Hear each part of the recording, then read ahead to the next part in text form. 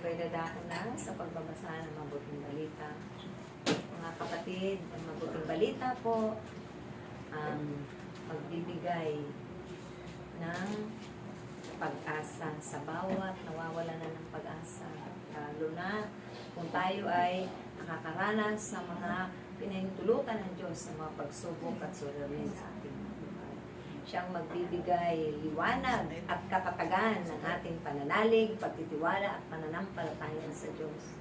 Dahil ang salita ng Diyos ay napaka-makapangyarihan. At ito ang magiging gabay at patnubay natin sa araw-araw nating mga buhay. Ito ang magiging kayamanan natin. Ang maidudulot ito ay karunungan, kalinuhan, at mapapanatupay sa bawat isa sa atin. So, tatawagin ko na po ang magbabasa ng mabuting balita sa mga oras na ito. Ang ina sa bagong Jerusalem, walang dilit iba, inang